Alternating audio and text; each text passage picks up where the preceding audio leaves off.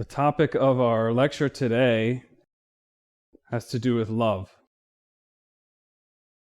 Because love, however cliche or tired the phrase may be, love really is the essence of any real religion. Love really is the highest wisdom. We tend to use the word love in a way that lessens it or disfigures it when we use it to describe very superficial, transitory type things. Because real love is what the soul is always yearning for, to be close to. Because that love is that happiness that all of us in our depth wish to have. And there's nobody who actually wants to avoid happiness. Everybody wants to have happiness. It's just that our ideas of what happiness is tend to be confused. So we end up not actually doing the things or behaving in the way that will bring us towards that. In our previous lectures, we introduced Esoteric Christianity as a form of Christianity that is taught at a deeper level than it's normally taught in the public today. And this has always been the inner doctrine, which relates to certain ways of understanding the scriptures, certain concepts and ideas that we're going to talk about today. But never forget that the true content of esoteric Christianity is something to do within us. The content of our soul, of our spirit. That's the esoteric doctrine, the doctrine within that unfolds itself through our experience, through our work, through our spiritual work. That's the real esoteric Christianity. Because within us is a divinity, some spark of light, some connection to that universal light that we call Christ. And that is within us. So we discussed the beginning of the book of John, and we took apart some of the Greek words. In particular, in the very beginning when it says, in archi en o logos. In the beginning was the Word. We're always looking at the beginning as some point in time in the past. But we need to look at that beginning as a point in our interior space. Within that origin is the activity of the Logos. The activity of Christ is at our origin. And the light emerges from our origin, or the beginning. So therefore, this is not something that happened a long time ago. This is something that we inspect or we experience at any time when we look within ourselves. We find the origin of our activity, the verb, the word, the logos. But what we find is the activity of our mind, the activity of our heart. Obviously, that's not very close to what we're talking about when we say Christ. Universal love.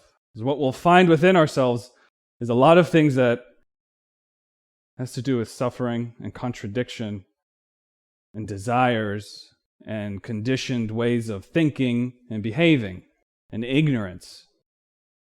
But if you keep following that and you unweave the very fabric of your mind, you'll find there's a deeper level of activity. And we have to keep going deeper. People think that their truth is the thoughts and the emotions they can feel at any particular moment. They think that's their real truth. But they've never inquired beyond that or deeper than that. Because there's some awareness, some consciousness or cognizance that's aware of those thoughts, that's aware of the mind. So if you follow that light of awareness, you can penetrate through your mind, through your thoughts, and go to something deeper. And if you keep following that, then you will find a more radical origin. Any one of us can do that. That's what this doctrine teaches.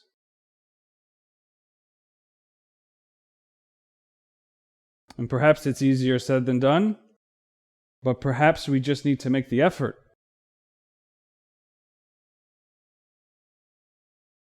There's a lot to do with the way we behave in the world that prevents us from having that type of access, developing the soul so that we can experience that universal compassion.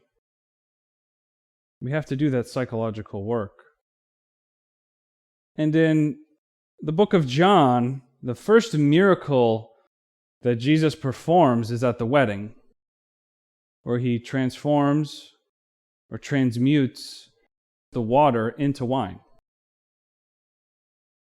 So we're going to take a look at this scripture in order to understand how it has to do with our spiritual work. Because obviously the common interpretation that Jesus came to a wedding in some literal historical past and decided it was a good idea to help the celebrants become intoxicated with wine is not really anything to do with Christianity. That's a very superficial type of analysis. So what does it mean? Let's read in John 2. And the third day there was a marriage in Cana of Galilee, and the mother of Jesus was there. And both Jesus was called and his disciples to the marriage. And when they wanted wine, the mother of Jesus saith unto him, They have no wine. Jesus saith unto her, Woman, what have I to do with thee? Mine hour is not yet come. Well, what we're going to do is analyze this book, which is in the New Testament, by looking how those words are Kabbalistically impregnated with more information. Because those people who wrote in Greek the New Testament, they were Kabbalists. They knew the old wisdom, and they were presenting it to a more general public. So they were using the language at that time. But when those who wrote this in Greek, they were still teaching orally how to comprehend this Kabbalistically. So a lot of times when we talk about the Kabbalah, we're always looking at the Old Testament because that's the language it's written in. But the New Testament has those same symbols in different ways. Now this was taking place in Cana of Galilee. Once again, we interpret traditionally that this was some place in the Middle East or Palestine, and this was happening a long time ago. And people will point to a map and they'll put all these biblical locations on the map. We don't deny that there were certain towns and cities that may or may not have been the location of certain events, but what was written down was Cana of Galilee. So what is Cana? Well, Cana is the name of a stream between the territories of Ephraim and Manasseh, who are the sons of Joseph. In Greek, the word kalamos means reed or reed pen. And in Hebrew, keneh means a reed, a rod, a shaft, a tube, or a stem. So when we say kana or keneh, we are pointing towards a reed or a staff. And as we discussed in our previous lectures, the reed or the staff, is related to our spinal column. In the same way, a bamboo reed has certain pockets of water, certain cells, and you can see that water is, of course, has to rise to the top from the ground. This is related to our spinal column and the energies which are flowing through that spinal column. Any staff of the hierarchs or the patriarchs, the staff of the wise, well, that's our spinal column. So Cana is that spinal column. And the word Galilee has just a rich interpretation. Because in Greek, different ways to derive this, which has to do with Galilee or Galil or Gal-Elias. So Galil, which we get the root from Galilee, Galil means a circuit or a district, meaning like a circular district of an area. Or also can mean rolling, turning as a door, or a ring on a finger, a cycle. In Kabbalah, we find the word Gilgal or Galgal, meaning rolling, wheel, whirl, whirlwind, whirling. It has to do with the rotation of souls in Kabbalah. The word Galilee we can define traditionally as a northern region of Palestine, and also the name of a sea. Also a circle or area of the heathens. So Galilee comes from the root Galil, which in Hebrew is Gamil, Lamed, Yod Lamed. Glil, approximately. There's another term, another place that's referenced quite a bit in the Old Testament called Gilgal, or Bet Gilgal, or Hach Gilgal. Gilgal is very similar, except it's Gimel Lamed, Gimel Lamed. So the Yod is replaced with another Gimel. Well, Gilgal is traditionally understood as a very spiritual place, because after Joshua, who came after Moses, Joshua turned the river Jordan up, and there was land for the Israelites to cross over the river of Jordan and go into the Promised Land. And where they had a base camp there was called Gilgal. So the word Jordan means descender. And Joshua made that descension of energy go up. So all of the Israelites came over to the other side and they made camp in Gilgal. But what's happening today, or what we're describing today, is not about Gilgal, but Galil, which is different. Let's look at the letters a little bit more. We're going to go through all of them. Gimel is the third letter of the Hebrew alphabet. Gimel is like the word camel. So Gimel is like the camel that's walking in the desert. Gimel is related to Gimel, which means recompense or retribution, giving reward or giving punishment for actions performed. Gimal, or it means camel, literally. To deal fully or adequately with, to deal out to wean, to ripen. So this Gimal is about a ripening, about a transversing or developing by walking the path. Gimel is the camel that walks the desert to reconnect with God. Gimel is formed with two other letters that we're going to discuss, with Vav and a little Yod at the bottom. Well, the Vav is like a vertical line, and the Yod is like a little foot at the bottom, because the Yod is like a dot. So it's like a long line with a dot. The Yod is the foot to walk with. The Zohar states that Eve was tempted by Samael, flying a serpent camel. And those who overcome temptation become Gibor, which is strong or strength.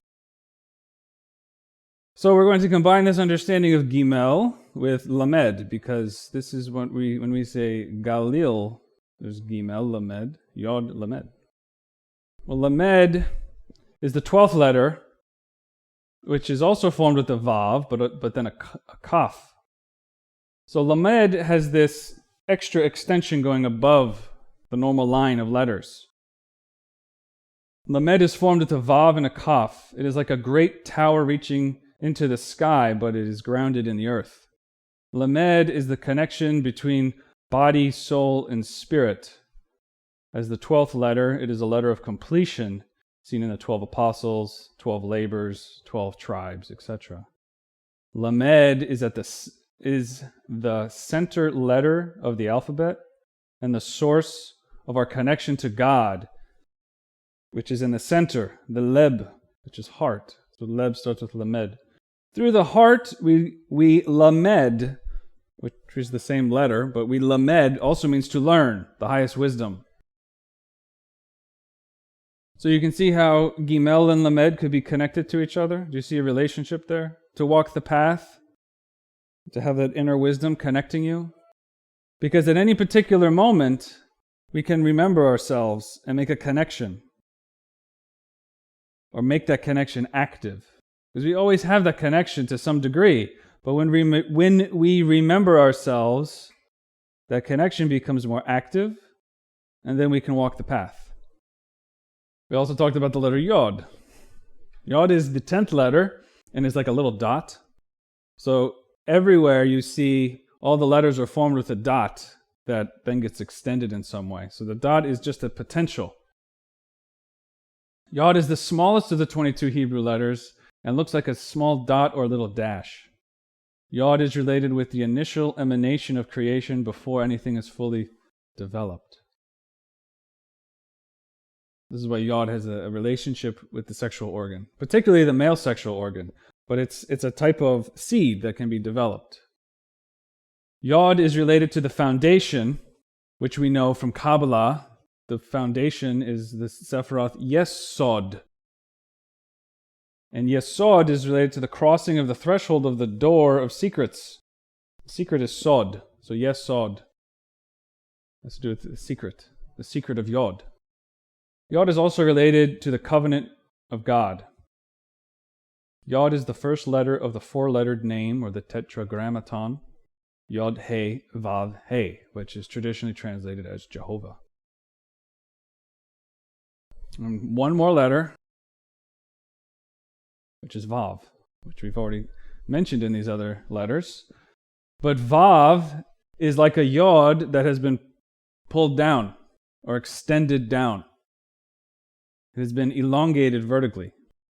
Vav, which is the 6th letter, is literally how you say and in the Bible. When it says, and God did this, and this happened. Vav.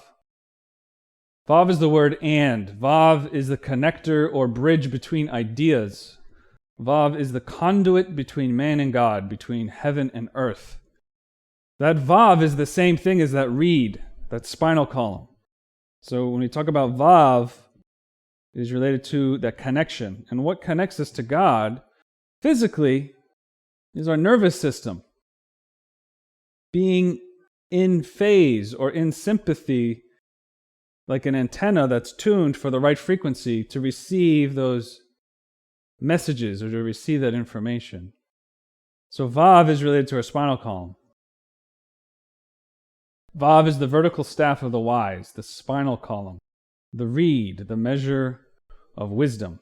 So our wisdom is measured with our Vav, because how connected is our Vav with the Lord? So the temple is always measured with our wisdom. When they say measure something on a reed in the Bible, it means look at your spinal column. Or more the way we can understand it is search your heart. See what is inside of yourself. Measure yourself. And the Lord measures us. He looks in our spinal column and sees how much are we developed. It doesn't matter how many ideas we have in our head or how eloquent we could be. What matters is how connected or how much work we have done. Because as we do more work, that Vav becomes more connected. So I discuss all of these letters because it has to do with Galilee. All those letters are related there. Galilee is the opposite of Gilgal, because it's missing one of the lameds. So Gilgal, which is a spiritual place, has Gimel, lamed, and then another Gimel, and then another lamed. There's a Gimel and a lamed on the right, and there's a Gimel and a lamed on the left. But Galilee only has one lamed. It has the Gimel and lamed on the right, but it only has a yod and a lamed on the left. Well, this represents our fallen state, because although we talk about the vav being that vertical connection, we can also talk about there being a duality of that connection. So we have the left and the right columns of the temple. So our spinal column has two primary energy paths, which we talked about in the previous lectures as being the servant and the witness, or the witness and the servant. Two primary energy channels which begin in the olives, or the testicles or ovaries, and they go up the column to the top, where a oil is then delivered, which gives the light or halo of the saints. This is what we talked about in our prior lectures. And we said, this is how you understand the book of Zechariah and also the certain chapter in the book of Revelation, which talks about the two witnesses. It's a teaching of sexual transmutation, but we said we need to develop that concept more, so that's what we're doing today. That's why we're talking about the spiritual marriage. The chapter of John continues, his mother saith unto the servants, whatsoever he saith unto you, do it. And there were set there 6 water pots of stone, after the manner of the purifying of the Jews, containing 2 or 3 firkins apiece. Jesus saith unto them, fill the water pots with water. And they filled them up to the brim. And he saith unto them, draw out now, and bear unto the master of the feast. And they bear it. So now we're at this wedding, and we're going to understand this esoterically. So what this is talking about is something going on within ourselves. Jesus, in this story, represents something within ourselves. Mary, within this story, represents something within us. The water pots represent something within us. The servant represents something within us. The servant, as we discussed in our previous lecture, has to do with that energy channel. We either say there's 2 witnesses or 2 servants, or a witness and a servant, depending on how you want to talk about it. So the servants are the ones doing this work of putting the water in the water pots. In other words, our nervous system is continually filling up our water pots with water. There's always a pooling of creative sexual energy within us. Our body is always regenerating the sexual impulse and filling the water pots. And there are 6 water pots, which we know 6 is related to the 6th letter, which is the vav. So it's related with that connection to our spinal column, to our nervous system. And there is a collection of water at the bottom, the water pots of stone. So this is related to our sexual impulse. The servants are always gathering water. And it goes on, it says, when the master of the feast had tasted the water that was made wine, and knew not whence it was, but the servants which drew the water knew, the master of the feast called the bridegroom, and saith unto him, every man at the beginning doth set forth good wine, and when men have well drunk, then that which is worse. But thou hast kept the good wine until now. This beginning of miracles did Jesus in Cana of Galilee, and manifested forth his glory, and his disciples believed on him. Well, if we look at the original text, we now have a master of the feast. in addition to the servants, in addition to the bride and bridegroom, and Jesus and Mary. This word master, actually in Greek, is not the word master the way you normally translate master. It's architriklinos. So architriklinos gets translated as master in this particular translation. And other translations, it's various other things. But none of them really capture exactly what that Greek word is saying. So archi, in one sense, means origin, but in this sense, it means the host or ruler. Tri is 3, and klinos means something you sit on, like a recliner. Architriklinos. So this is the host or the ruler of the 3 seats. What are the 3 seats within ourselves? Because everything here needs to be interpreted within ourselves. What are the 3 seats within ourselves? How does the energy of life seat itself within? Well, primarily intellectually, or primarily emotionally, or primarily motor instinctive sexually. 3 ways in which that energy finds itself seated within us. So this is what this master of the feasts is. In reality, the Lord, our inner master, needs to find his seat within us, because we must become the throne of our innermost, our inner Lord. And we do that by doing the work. And little by little, by becoming psychologically balanced and working with this, that energy is able to seat itself more and more. But in the beginning, the master doesn't know that the wine or that the water has been drawn forth. And this is a great mystery, that actually we must do our inner work as much as our innermost, our inner being, must also do his side of the work. Without our side of the work being done, that wine cannot come forth, which is a spiritual intoxication. Because we need to develop all of these seeds or these potentials within ourselves, which flourish in heaven. So in the beginning, anybody's inner being is not actually a master yet. But through the work that we do here, all of those fruits and treasures go up to heaven. And the connections within our innermost become connected. And then that inner being becomes a master. So as the soul is doing work, the innermost is also integrating. There's 2 sides to that. And it says, every man at the beginning set forth good wine. And when everyone has gotten drunk, then you give them the lesser wine, the worse wine. But thou hast kept the good wine until now.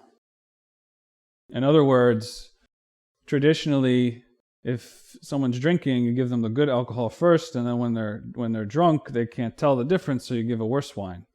But the esoteric meaning of that is that those who know this teaching and know how to work with transmuting water into wine find the best wine at the end, because the refining continues to happen. Most people, when they work or they activate their sexual impulse and they're in the bedroom, their wine becomes much worse. They fornicate. They get intoxicated with the first few drops of pleasant sensations, which are very nice, of course.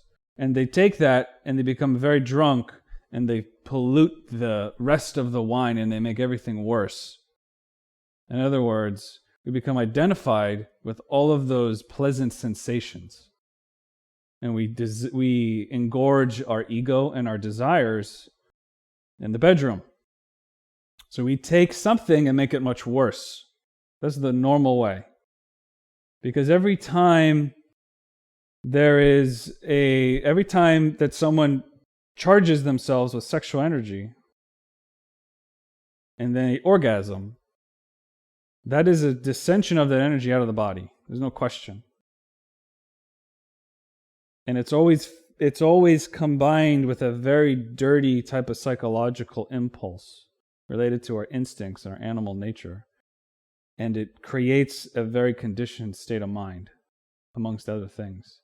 Because although our nervous system is always pulling the sexual impulse from the higher dimensions, it's our job to turn that river of Jordan back up, like Joshua did. And if we don't, we expel the energy, and what happens is there's a vacuity of energy within ourselves. So our body then absorbs other types of energies, which are very dirty for our psychology. This is why that type of behavior creates a mind which is very conditioned and very dull, and becomes more and more ugly inside. You see, people think that after the orgasm that they're very relaxed and everything's very nice. And prior to that, they're sexually agitated. Obviously, the sexual impulse awakens something within us. We can sense that. Just a simple impression can awaken that sense within us. That impulse is enlightening something about our heart and mind. And usually what we find there is a lot of desire. And then we think, oh, that's what I really am. I'm an animal. I just need to fornicate. Because again and again, I see that within myself. Because the sexual impulse is an illuminating factor. It's always a type of light there. We see our desire. But what do you do with it? That is the question. Most people take it and just develop the desire more. Well, Esoteric Christianity is saying you have to destroy that desire and you need to keep that energy because the light is there. If you expel the light, you're full of darkness. People think after they orgasm that now that agitation, it's gone, so you feel relaxed again. But that's not really what's happening. This is like a person walking into a room. They turn the lights on and they see something horrific. They get scared, or there's an impulse, there's a reaction. And then they turn off the lights and they think, oh, everything's better. So every time you orgasm, you're turning the lights off. And people don't see all of the horrendous conditioned factors of their mind anymore because there's no light to even see it. And then little by little, the energy accumulates again and we are full of those desires again. We see and become an animal again. Seeing something, impulsing, reacting to something that's happening inside of ourselves. Because we think that the sensation of dullness is happiness. Because every time we sense something within ourselves that's an agitation, we're nervous, we're anxious, we're afraid. Our pride was crushed because someone said something against us. This is all things that we've seen. We're sensing, we're seeing something within ourselves. And we'd rather, when we're having the wrong state of mind, we'd rather just turn the lights off. We don't really want to see it or deal with it. The more you begin to transform your sexual energy and try to eliminate your desires, the more that light is going to illuminate other factors within yourself. You're going to continue to see more and more things within your mind. Now, it also says that this is the beginning of miracles, which is, again, we see this word archi or archi. The beginning of miracles is the transformation of water into wine. So this is not just something that Jesus did first as some random reason. In other words, for all of the other miracles of Jesus to occur, you first must have this one. You must first transform the water into wine. Then all of the energy is there in order for all of the other miracles to occur. If you don't perform this miracle, you have no wine. You have no spiritual intoxication. People want to be compassionate. They want to be loving. But when life strikes them very hard, we react. And we find nothing but wind and confusion within ourselves. We feel like we're in a desert and there's where is this compassion? Where's the Lord? Every time you spill the energy, you're removing the ability for you to connect very powerfully with God. So the transformation of our sexual impulse is the very connection, the very type of energy that allows us to receive and send the information between us and the Spirit. If you have a cell phone but it has no battery, it has no energy, it doesn't matter what that cell phone is made out of. You can't do anything with it. When you have the energy, now this is like a fluidic transceiver, like an antenna that's made out of fluid. And that fluid is all of our nervous energies. Not nervous like anxious, but our nervous system. And when you have that, your whole body becomes an antenna for receiving the signals, for receiving the beauty of the world. Then you are tapped in to a limitless universal nature of compassion. We need to just begin to do that. But when you're tapped into that, the small types of trivial things don't upset us so much. And we find a wellspring of happiness, of joy, of beauty, of knowledge coming from within ourselves. Because we've done at least the first miracle of transforming our sexual energy. Because the base sexual energy is obviously the water. The water is always coming. And then we have to do something with it. It's the most powerful energy that we have. And you can't just ignore it. You end up doing something with it. So when you ignore it, well, let's back up. The two main things that people end up doing when talking about spirituality and the sexual energy, the sexual impulse.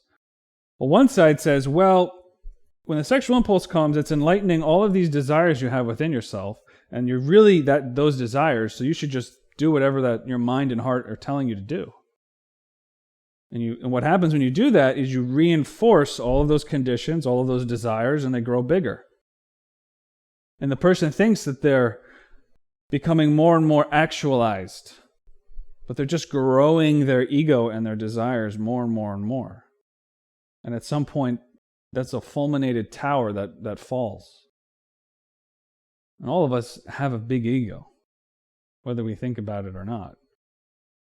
Now, the other side is to reject that sexual impulse, because the people believe that those desires which are illuminated when there's a sexual activity, those are bad. Therefore, I should stay away from the whole sphere of sex.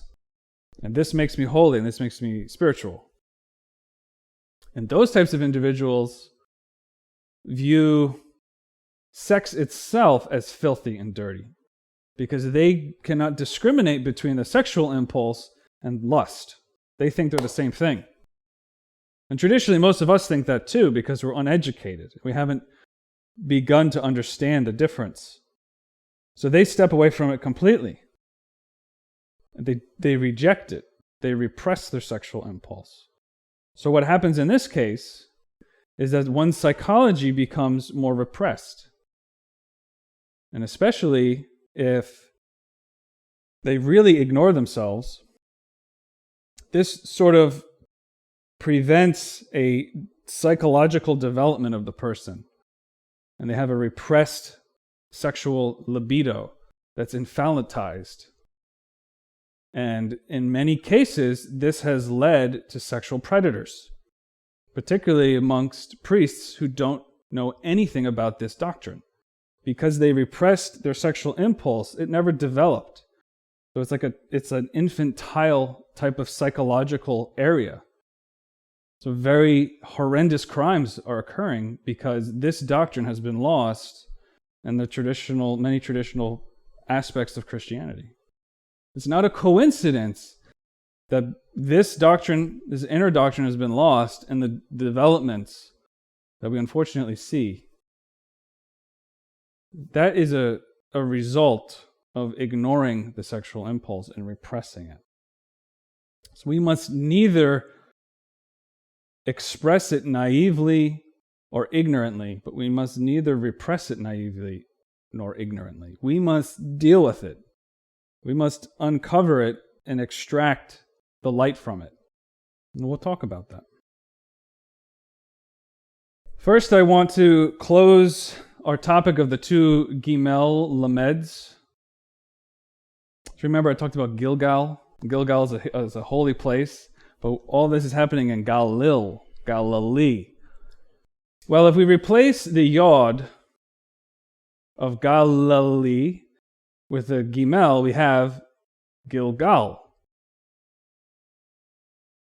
So we are currently in a fallen state. We say that we're in a fallen state. What this means, when we were talking about the two witnesses of the book of Revelation or the book of Zechariah, in us, one of those witnesses is fallen. The left side is fallen. Our left energy channel is completely fallen into our psychological infernos. Well, when you write Hebrew, you go from right to left. So the right side, we have a connection with God, right? We have our right side, the right witness, is still connected. We know it's still connected because we're here right now and we're discussing these things and we're working on ourselves.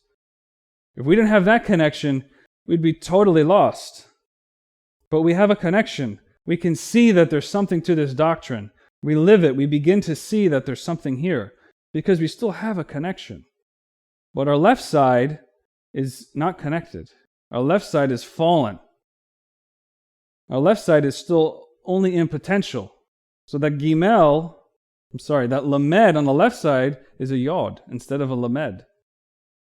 So when we rectify the left side of our soul, the left column, that yod becomes another lamed, another connection. Because remember, lamed is the letter that goes above all the other letters. So when you rectify the left side, that yod becomes another lamed, and Galil becomes Gilgal. You get both sides. If you study the tree of life, I was looking, I said, what is Gilgal? Where are the two Gimels on the tree of life? Well, there's exactly two Gimels on the tree of life. One's on the right and one's on the left. The right Gimel is Gedula. Sometimes we say Hesed, but it's also Gedula. And that's our inner spirit. We have our inner spirit. We have a connection there. That's why we have this impulse that we want to do the work. But like I said, the left Gimel is not really there. It's only in potential. We need to do the work. Because that left side is Geburah. That's the other Gimel. And when you have both of those fully developed, then you're in the land of Gilgal.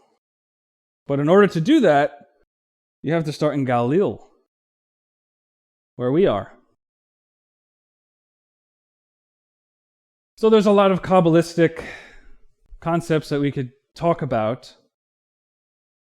You see the right side, the right Gimel is made with a Vav and a Yod, as we said. And those numbers are 10 plus 6, because Yod is 10 and Vav is 6. 10 plus 6 equals 16. If you reduce 16, you get 7. 7 is a number we hadn't really talked about in this lecture. It's a Zayin. The Zayin looks like a Vav, except the vertical line on the Zayin is to the left of where the vertical line is in the Vav. So Zayin is similar to Vav. The only difference in shape between the letters Zayin and Vav is where the vertical line protrudes from the Yod. Zayin means sword. It is also associated with the tongue. The tongue is a two-edged sword. The sword is carried by the hero, the one who does the work. The one who does the work needs the sword to defeat all the enemies. Zayin, therefore, is the left witness, which is obd, as we've talked about in prior lectures, whereas Vav is the right witness, od. So Vav and Zayin. We talked about od and obd in previous lectures. Zayin is also related with breathing, the breathing of life, and it's related to remembrance. And we talked about the book of Zechariah, which has the book of Zechariah talks about the two olive branches, and the oil that goes up them, right? Because the olives produce olive oil, which is the transmutation of energy, goes up, and the oil goes to the top, where our pineal gland is, or our brain, our top of our head, where it becomes enlightened. Zechariah 4 states, "And the angel who spoke with me returned, and he awakened me, as a man who wakes up from his sleep, and he said to me, 'What do you see?'" This is about awakening. The Hebrew name Zechariah starts with Zayin. It comes from the word zecher, to remember, and Yah, the name of God, at the end of the phrase. Hallelujah. So Zechariah means to remember God.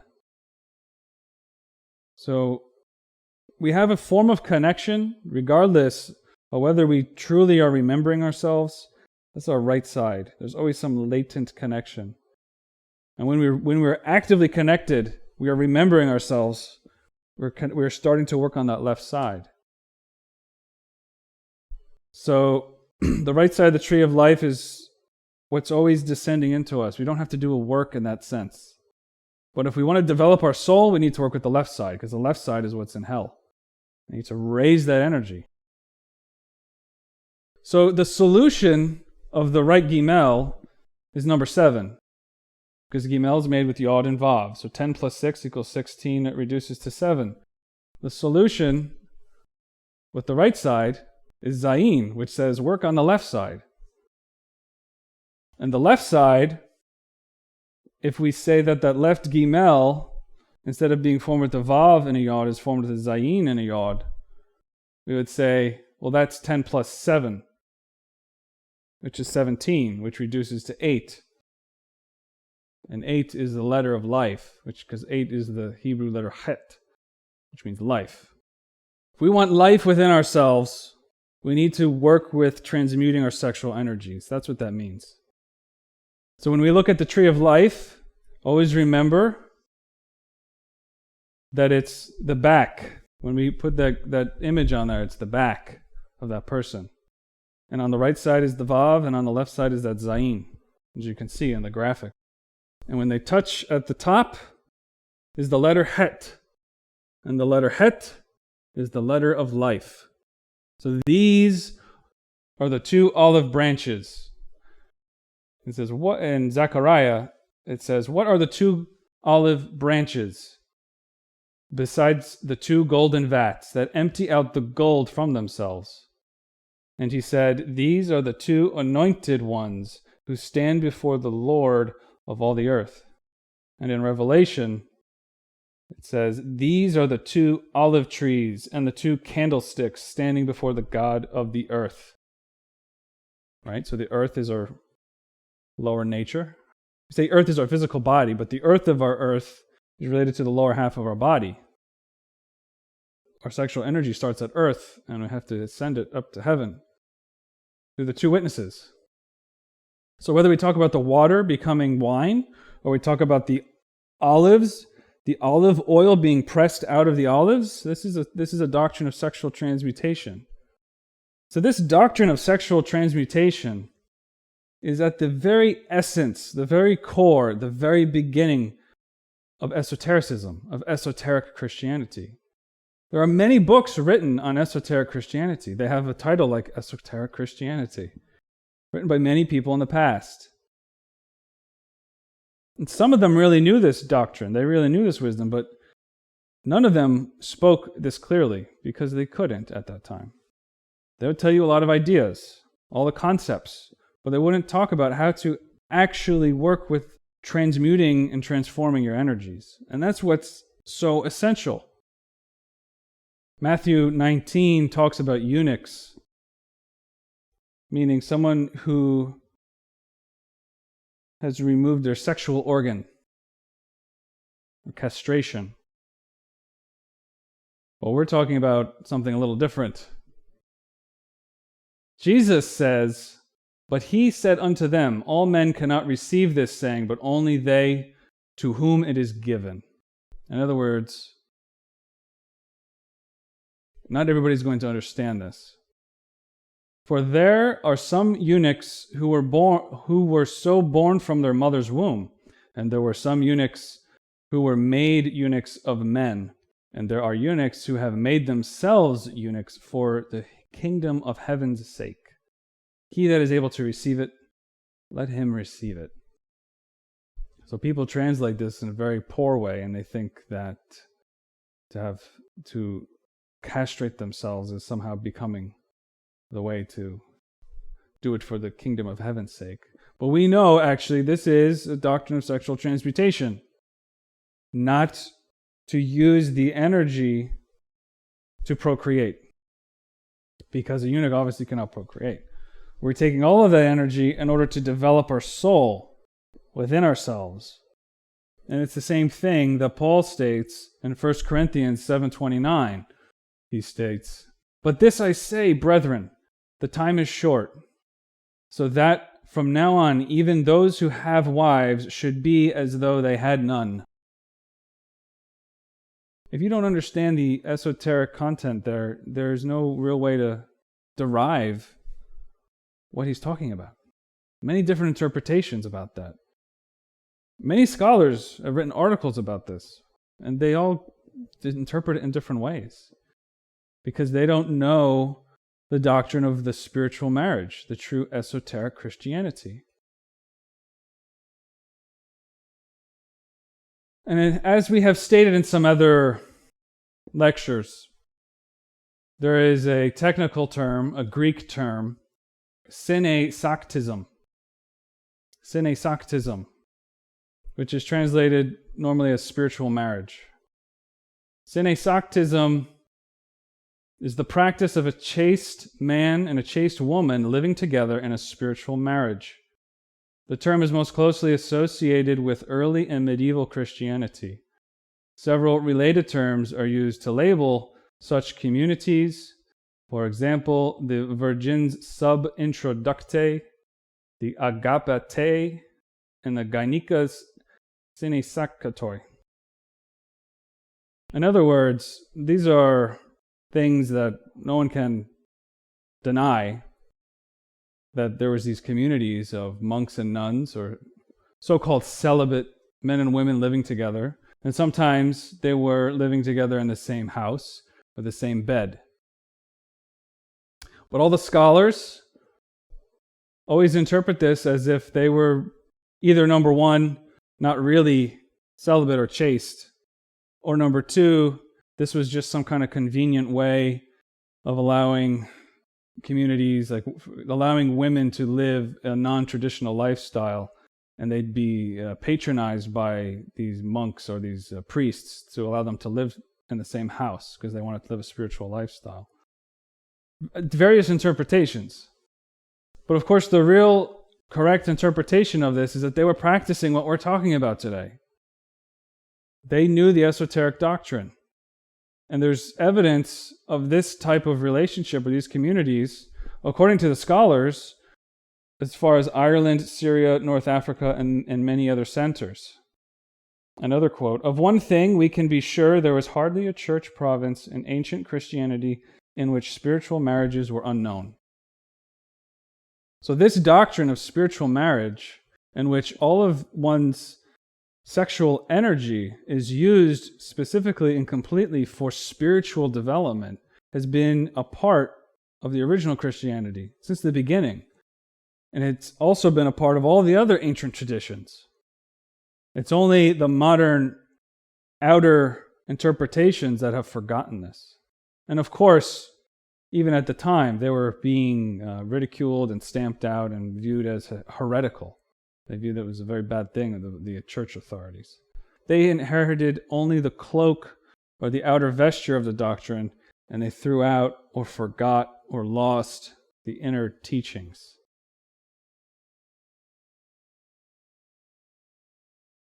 Samael Unvior writes, during the Middle Ages, many Gnostics practiced the mahituna, or sacred sexual intercourse, with Vestal virgins, calling this marvelous practice virginae subintroductis.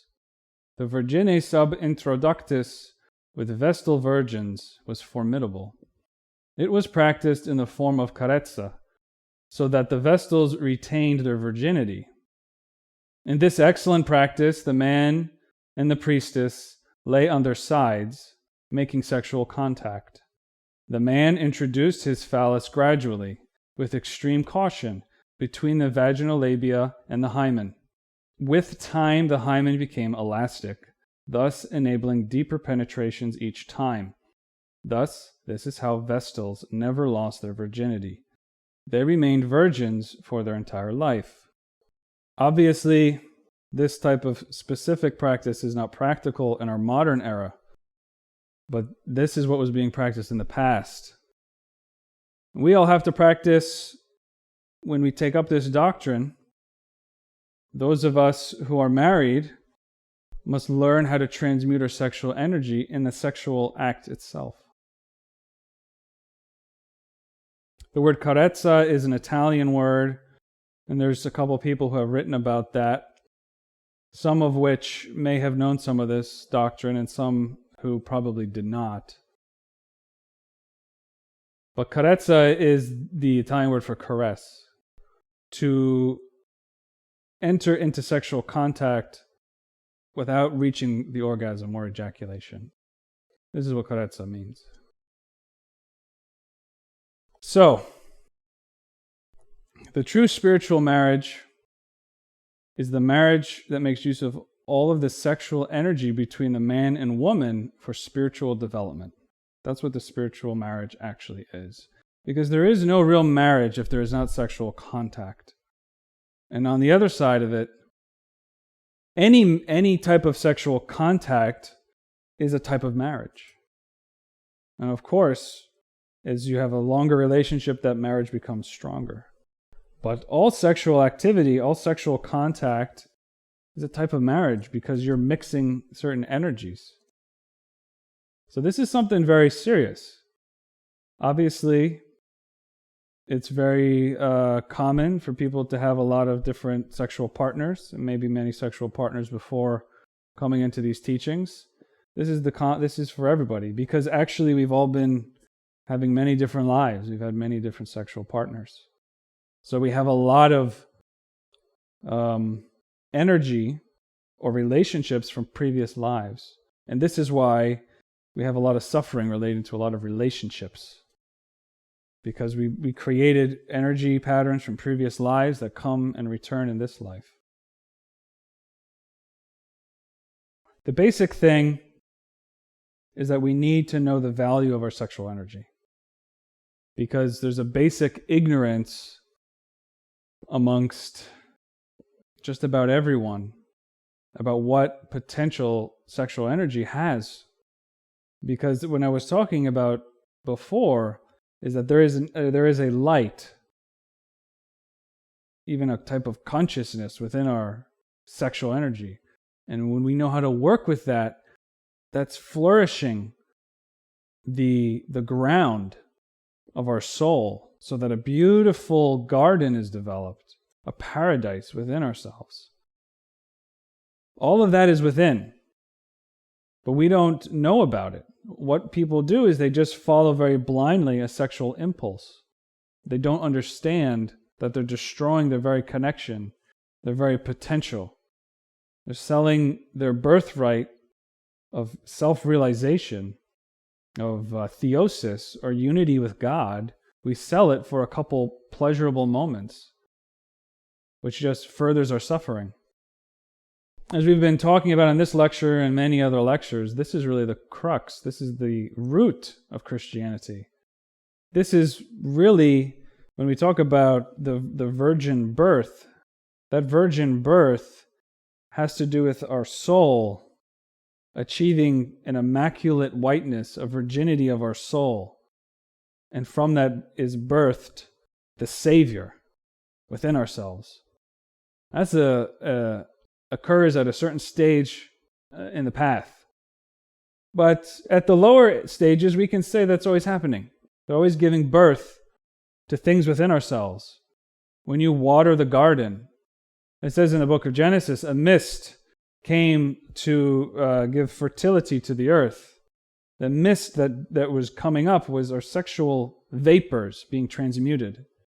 And those vapors give the humidity or the activation of all of our inner potential to develop, just like a garden. And just like a rose emerges from the mud of the earth, it eventually blossoms in the direction of the sun.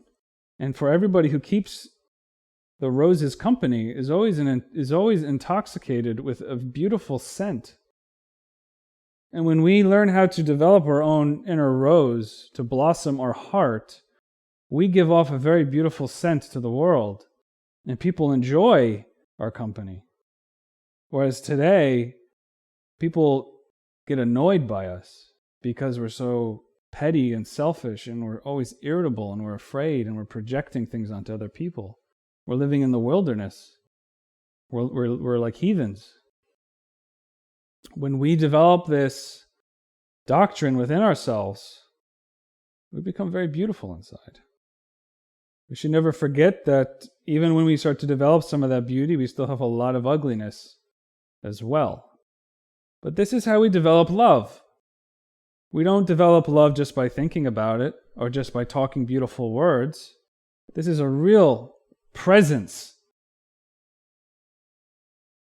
that we achieve through a spiritual work of sexual transmutation. People who hear about this for the first time are very confused. They have a lot of reactions in their mind. Because for most people, marriage is about having children. Or for most people, marriage, in terms of the bedroom, is where everything is allowed, because now that you're married, it's all sanctified. From the view of having children and procreating, that's a very normal response. But the doctrine of esoteric Christianity has never been for everybody. We assert that everybody has the right and the capacity to walk this path and develop this doctrine within themselves. But we also have to face the reality that it has never been a popular doctrine. It has never been a doctrine that everybody followed. And that's due to a lot of things that we won't get into. So this is a type of rebellious doctrine. You have to study and define yourself, what you want to do.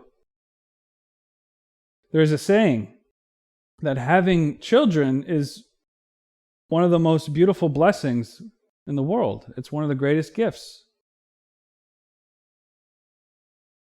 If you know how to make use of the gift. If you don't know how to make use of the gift, then children can cause a lot of problems. Be a lot of difficult things. Because every psychological conflict of the parent gets passed down to the children. Every insecurity and projection gets absorbed, and the child is molded in the image of its creator, we can say. So that's the type of struggle and working out of karma that everybody who's a parent has to go through. And if you extract the wisdom out of that relationship, the end is a very beautiful thing. And if you don't extract the wisdom out of that relationship, well, then there's a lot of suffering. And anybody can attest to the suffering that happens in a family. Many people have experienced that very deeply. The same can be said of those who do not have children. Not having children is a beautiful gift if you know how to make use of it. if you do not have children and you just waste your time doing whatever, getting drunk, gambling, doing whatever, you're just wasting your life. You're being selfish. But if you sacrifice that type of lifestyle in order to have a spiritual life, then it's a very beautiful thing. And for everybody, it's a different situation. So let us not think that one way is better than the other. But this is a practical reality, is that when there's a relationship, if one person finds this doctrine very beautiful and wants to follow it, the partner may not. And this may be one of those things that's very difficult to affirm. And people think that somehow having a marriage, but using your sexual nature for spiritual development as opposed to physical development is somehow wrong. But this is just because such individuals are not ready for this doctrine, or they don't understand it. They think only in terms of the physical world. Or they say very silly things like, well, you Gnostics, if everybody practiced like you, then there would be no more children. How would that work? It's a very silly, very superficial type of response. Because obviously, if that were the case, this would be a very different society. A very, very different society. There are ways of procreation without losing one's chastity. This is another type of virginal birth, of the physical type, where one select sperm can be chosen or emitted in order to make that connection. But that is a will of God. Most people think, I'll get married and I want 2 children, I want 3 children, I want 2 girls and 3 boys. That's actually extremely selfish from a certain perspective. That's the will of our ego. But anyway, other people say, what about be fruitful and multiply? Doesn't that mean that God needs us to multiply? Isn't that saying that this idea of spiritual marriage is wrong? And this is not true. Because what's actually happening in Genesis in that phrase is, it states that Elohim created Adam in their own image. Adam. In the image of Elohim, they created Adam. Male and female. In other words, androgynous, Elohim created Adam. And Elohim blessed them. And Elohim said unto them, be fruitful and multiply. In other words, the command of being fruitful and multiply was to the androgynous Adam. That was before the splitting of sexes. Are we that Adam? The answer, of course, is no. And secondly, that word multiply is the same word for master or rabbi. Rabbi is usually spelled with a yod at the end, and rabbah, which is the word they're translating as a multiply, is a hey. Well, yod represents male sexuality, and hey represents female sexuality. And the word rab, just by itself, is master. So you put the female sexuality, you put the female element after the master, it means master your sexual nature. The final thing that I wanted to talk about, because people are very confused, when we talk about sexual transmutation, we talk about not reaching orgasm during the sexual act, and that is the key, or ejaculation. And I say that specifically because we're very aware of all of the doctrines that are saying you do one or not the other. And there's many of them. And they think, well, you can avoid one but not the other, and this is the way. That's wrong. They're both energy. So when you do that, specifically, you end up developing your ego very, very, very fat. And people wonder, well, how do I transmute the energy? What do you actually have to do? And some people want like a cookie card recipe of how does this work? Well, let us think about this. How does your body digest food? How does your body circulate the blood throughout all the vessels? How does your body exchange the oxygen and carbon dioxide in your lungs? You have no working of any of that. It's doing it for you. But if you're underwater, you can't breathe. You need to give your body the right place. And if you don't eat, your body can't digest the food, right? You need to give your body the right condition. And from there, the body will do things for you. In the bedchamber, when we're talking about spiritual marriage, this means to make sexual connection. In order to make sexual connection, the body must be prepared. And that's something that's going to happen through the sexual impulse. But you should not be focused on those sensations as being the ultimate nature of who you are or the ultimate nature of what you are. Never forget your inner God. Never forget your inner mother. Because that is that self-remembering while being in that act. So obviously, to place your body in the right condition, you must be psychologically balanced. And you must, of course, avoid the orgasm. And you must refrain from engorging your desires. But everybody's at a different level, so what that means is something different for everybody.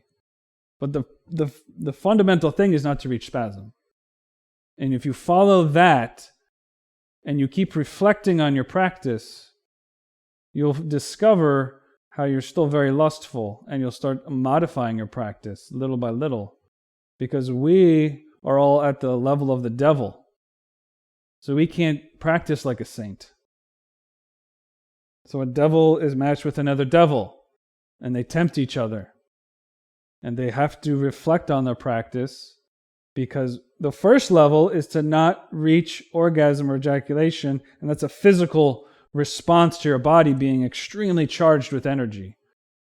It's like when you have a pot of water and you have a lot of heat, and you don't remove the pot, soon that water is going to boil over. Because you're being charged more and more with energy as you're having the sexual act. You have to remember yourself. You have to know where you are at. And that comes by learning how your body responds and how the energy moves in relationship with where your mind and heart are. Many people like to work out, go for a run, go for a swim. This can help calm ourselves down and get ourselves in a better state of mind. And in that way, we're using our physical body to calm down the mind. But in the sexual act, it goes both ways. Where your mind is will push the energy in that direction. As the energy becomes more and more subtle and more excited, having a lustful thought or engorging your mind with that sensation will push the energy out. And this is how someone, just by an instant of a thought in their mind, that condenses into a current of energy that's going to want to push that energy out of the body. So people accidentally, when trying to practice this, they accidentally spill. This is unfortunately very common, but you have to keep working. You have to recognize how your mind was related with that energy. Because the impulse arrives, and then your mind feels the very sort of nice sensations, that the nervous system becomes active. All that chemistry happens. And it's very pleasant. But you cannot focus on just the sensations, because then your mind will cause a spilling of energy. When the energy is spilled out, of course, something has to replace that energy, and it's quickly replaced with a type of energy that's related to Mother Nature. They're talking about an inner energy, a subtle energy. So what happens is like the gates, it's like opening up the gate of hell for a little bit, and all the demons come into your mind. Except you've expelled all the light, so you don't recognize that you've just let the demons in. You just fed them all. You recognize that later on when the light returns and now your sexual lusts are stronger than they were before. So this is a very delicate practice. This is a very practical practice. What is most principal is that love. Another comment, very sarcastic comment that I heard about this was, well, what about those marriages where the woman must submit to all the things that the man wants to, and it's a very bad marriage, and the woman never has any pleasures related to sex. So shouldn't that woman be enlightened? And the answer is no, because there's no love, number one. There's no cognizance, there's no consciousness. It's a completely mechanical thing. There's no self-remembrance in that type of relationship. It's very animalistic. So it's not just that the refrainment of the orgasm occurs. It's that you're very awake and aware and self-remembering. And all those elements of your soul are active. That you have to be in the garden where the temptation occurs. And to be in the garden is to be in the place of love. So there's the fires of the heart must be enlivened. They must be present. And a mechanical type of relationship, even relationships where two Gnostics get together, if they don't love each other, then this act will not raise the energy. The fires of the heart must be present. And this is something you remember moment by moment. Trying to always remember your inner God while in that bedchamber, sexually connected. So everybody has a different practice related to the level that they are at. Some people may practice in one way, which wouldn't work for another person because they're at a different level. This is how we develop love within ourselves. And for singles, then you need to work with the Zayin in a different way through breathing techniques such as what we call pranayama. That's called the science of Peter. Remember, Peter has the 2 keys to heaven. 2 keys, the same 2 witnesses. The same thing, one's gold and one's silver. So Peter, the keys of heaven, is the same 2 left and right columns of the temple. So this is the science of Peter for those who are married. And the science of Peter for those who are single is to learn how to breathe the energy, what we call pranayama. And we have a lot of that information on our website. Do you guys have any questions? In India, for instance, and then we have 2 examples there about people that know, but they don't really know very deep, like Yogananda, that he did a lot of work being single. Then on the other hand, we have Mahatma Gandhi, that was married, but he also didn't understand very well because he was sleeping with his wife, but not touching her at all, sexually speaking. Right. So this is what's interesting about these teachings, is that you can have a lot of development with chastity as a single person.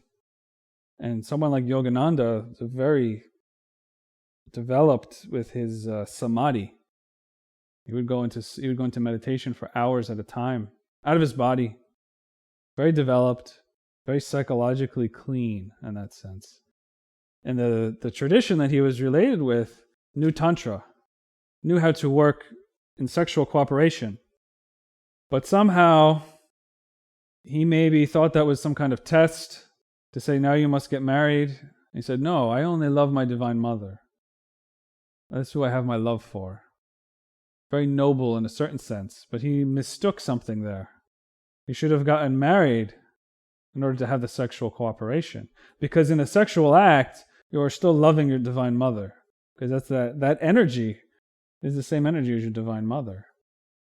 So even though he was a master of samadhi, and even though he created a very good group, they do a lot of breathing techniques, they're transforming energy. Very good. But only at the very threshold or door of esotericism, because they did not develop, or he did not develop into a master in that sense. To develop the inner mastery, you have to work with sexual cooperation. Someone like Gandhi, Mahatma, great soul in that respect, obviously held a lot of energy of a whole country in order to help them change And he was at the focal point of that. That's an enormous task, very beneficial for humanity. A lot of positive results that he acquired. Of course, he was always giving all his life to that mission. But he internally received, of course, a very good recompense because of that. He will receive something good. He'll be in a very spiritually beneficial lives in the future. And he thought he was being spiritual by not having sexual contact with his wife anymore. But he misunderstood the exact teaching. It's not just that you retain the sexual energy, because you can find that in the Vedas and the Upanishads. You see that the semen is very important. You should retain it. You should transform it, make it go up to transmute it. But you can only acquire a certain level of transformation of energy in that sense. You need the opposite polarity here, physically on Earth, in order to charge that energy to the degree that it can develop internally. That you can develop all those inner archetypes. And that is what we really need. If we don't develop those inner archetypes, we cannot be born again. This is what Jesus meant about being born again. And of course, that's right after the verses that we taught in this lecture. There's some lectures about that, and we'll talk about that in more detail in the future. That we need to become born again, and that's a sexual problem, not a theoretical one. And once you achieve a certain level, different things that can happen. You can take a type of path where you don't have sexual cooperation and continue developing. It's positive. It's a positive thing. But at some point, you need sexual contact in order to build the inner temple. Once the temple is built, you can take a pause from that. You can take a pause for a whole life and still develop a lot of other things. And there's different levels of mastery. That there's lifetimes or a certain type of path after sexual contact where you don't have sexual contact. So that's one area. And the other area is there's a lot of good teachers. They're teaching really good meditation. They're teaching chastity. And they have inner experiences. They have good samadhi. They simply don't know that they need sexual contact at one point in their future. They're still at that level of Yogananda. They think they're completely awakened because they can get out of their body, they can have experiences, and it's positive. But they just didn't realize, actually, there's something still missing. So they'll teach, you don't need to have a partner. It's all possible without the partner. This is a unique factor of this doctrine. We're really teaching the whole thing, all sides of it, in total completion. You'll find teachers in Tantra that they teach it, but then maybe the teacher will say, well, some people can practice that and some people don't have to have a marriage. You can go either way, but that's a confusion. They're mistaken in that respect. And you could be very spiritually developed and still have that type of mistaken attitude, just like Yogananda. So things are very subtle. It's a very subtle thing. And there are some celibate teachers, apparently. Right. So then there's the factor where they will not give the teaching to anybody unless they're very on the inner level of their discipleship and they might teach outwardly, this is what you do, and then maybe they'll have one or two disciples where they pass only an oral instruction of how to work. So all of those things are there. And then what you have on the other side of the spectrum is a lot of people teaching very openly about Tantra, but not about chastity. I think just, combine spiritual yearning with the sexual impulse and just pretend that your orgasms are spiritual and you'll reach God through orgasm. It's very seductive. People fall into that all the time. So what you find, people are speaking very explicitly about Tantra, about sexual transmutation, but they're all black. They're all using the negative or filthy mind to engorge our appetites. You find that in India, you find that in Tibet, you'll find that among the Kabbalists. There's these two sides. Some Kabbalists, because Kabbalah means from Kabel, to receive, and they say, God has given us this huge bounty. It's like a table full of all this food, and we must receive it, meaning receiving all the impressions and just eating all the impressions of life. And they want to grow receiving, and they're just growing a big ego. And they'll teach, because they'll look at the letters in a similar way to with the Old Testament, and they might know the value of the sexual energy, but they're engorging their ego. This is everywhere. So there's so many wrong interpretations, and there's only one way, which Jesus says is a narrow way, that you have to know how to work in the right way with all of this. You said that Peter said there was two keys. He said single and marriage. The two keys of Peter, which we talked in a previous lecture, there's some images of him holding one gold key and one silver key. These two keys are the same two olive branches, or the same two left and right witnesses of God. So it just means we have the solar energies and we have the lunar energies. These are the two principal columns, Vav and Zayin. Does that make sense? Oh, I thought you were talking about the two keys. It's like it's one way if you have singly transfer information as opposed to marriage. Okay. Right, so these two keys are the two keys within ourselves that we have to unlock. And it unlocks the kingdom of heaven. So when you have this type of energy moving through us, that's how we have an inner experience. We have the energy, we're transmuting the energy by refraining from the animal sexual impulse. That in itself causes like a reflection, because a sexual impulse wants to push it out of our body. But if we reflect that, and we, using mantras, using breathing, and remembering our inner God, that energy then reflects up. And that takes with it, all of that energy goes up, and now you have that connection. There's a lot of people who are in the group of the Gnostics.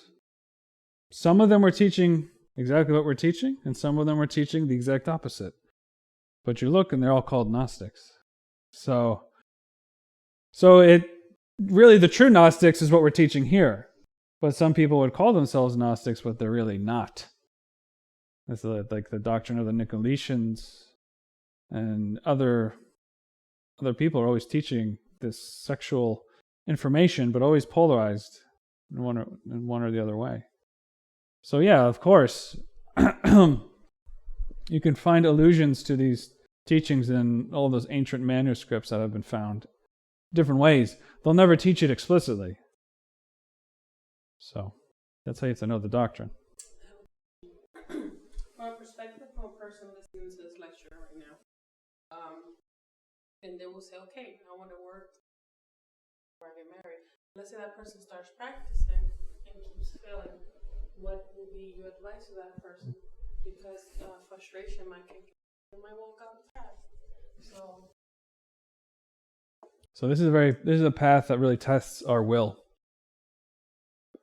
And it really pushes us to the very edge to see what's inside of us.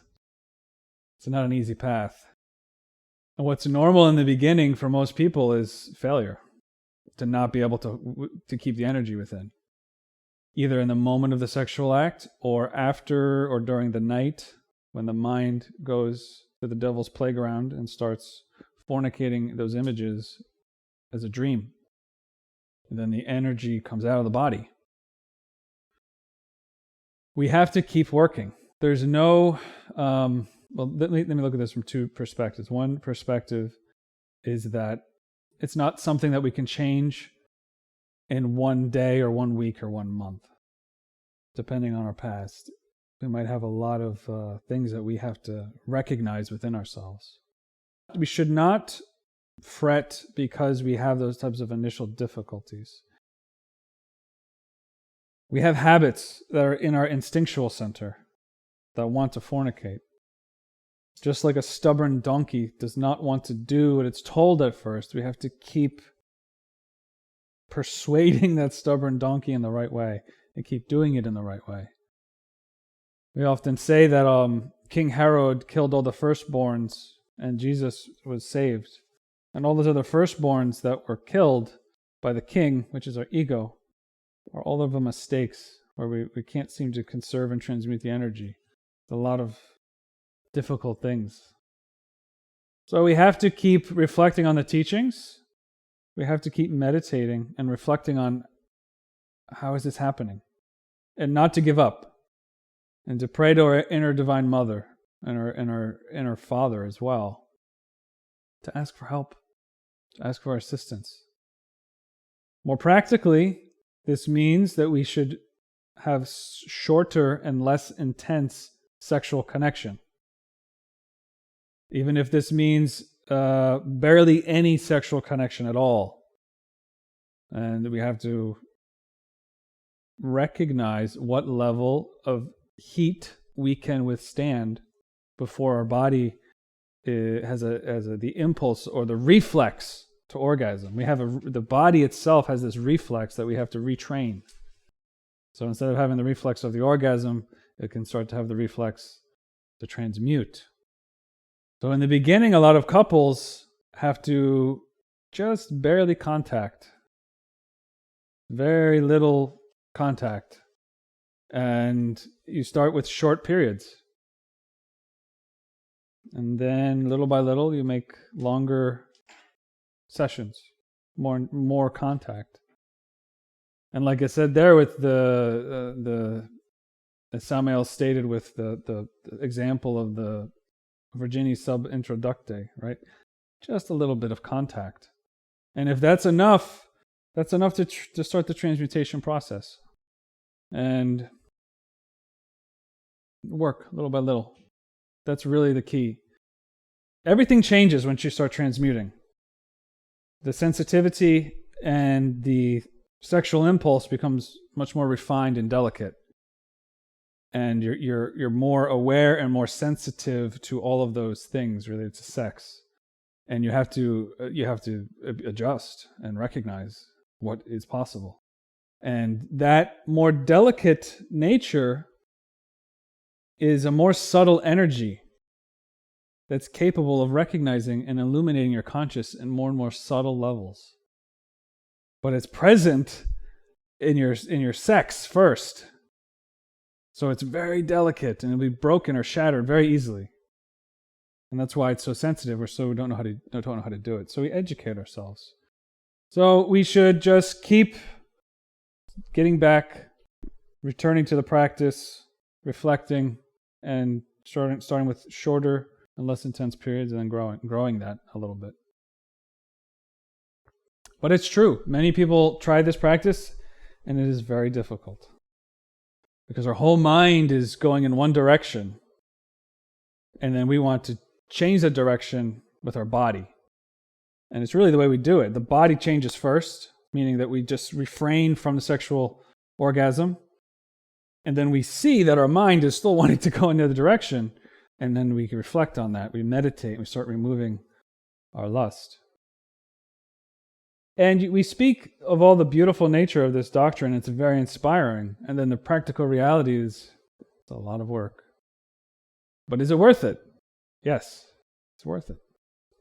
One of the ways this specific practice would usually be only taught after someone spent a lot of years just purifying their mind. Years and years and years. And okay, now you have this type of mind. Now do this work. And it's easier, from that perspective, easier. But we don't have that time. And we're so ensconced in this world that we're in, that if we just taught a little bit, just meditate and and then one day some particular student at 10 years after meditating a lot said, we'll teach you the real doctrine now. They might have an easier time of the sexual transmutation practice, but no one's going to make it to that point because the world is so full of so many desires and other things that are, flashing lights that we're getting enamored by. So we have to teach the full thing now. And for us, we're really stuck in a lot of psychological muck. So we're using this very powerful technique that's dredging all this soil from the bottom. And there's a lot of stuff in there, and it's frightening. But after years of working with it, you really advance, little by little, of course. That's what's so wonderful about this is that this teaching works. And you don't have to believe me that, transmuting your sexual energy is going to be a great thing, because once you start doing it, you see the results in your mind and in your heart.